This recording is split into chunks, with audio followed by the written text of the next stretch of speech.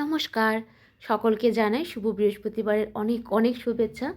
আশা করি সকলের দিন খুব ভালো কেটেছে। আমাদেরও চলছে এইভাবে।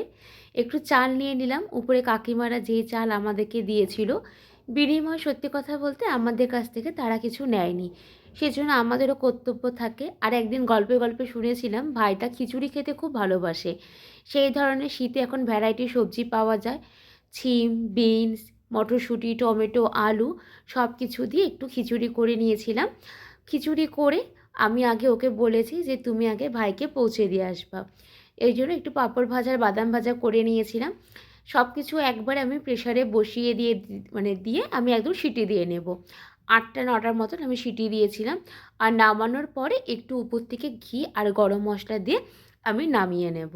আমার খিচুড়ি এখানে একদম হয়ে গেছে। ঘি গরম মশলা দিয়ে দিয়েছি। এবার চলে এসেছি চিড়ার পোলাও করতে। যেহেতু কলেজে যাবে, টিফিনটা দেওয়া খুব দরকার। ওকে আমি টিফিন করে দিয়ে ও একদম টিফিন প্যাক করে নিয়ে চলে গেছে। আমি রেস্ট নিয়ে বিকালবেলা গরুর খাবার নিয়ে নিচে চলে গেছি, কারণ আমাকে ওয়ার্কআউটে যেতে হবে।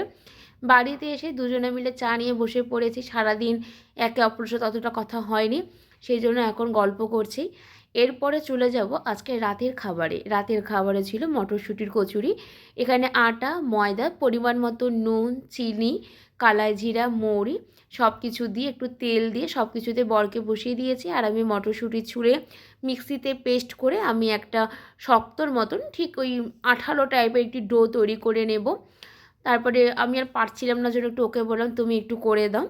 তারপরে একদম পুরটাকে দিয়ে যেভাবে করে আর কি, সবাই আমরা জানি কম বেশি, এইভাবে একটু করে নিলাম। সবগুলো যে খুব ভালো মতন ফুলেছে তা নয়, একটা দুটো খুব ভালো মতন ফুলেছে। আগামীতে যখন করব অবশ্যই ভালো হবে। আজকে রাতে আমাদের এটাই খাবার ছিল। খেয়ে দিয়ে আমরা এখন ঘুমিয়ে পড়বো। সকলেই ঘুমিয়ে পড়েছে। Good night. সকলে খুব ভালো থেকো। নতুন একটু সকালে আবার দেখা হবে।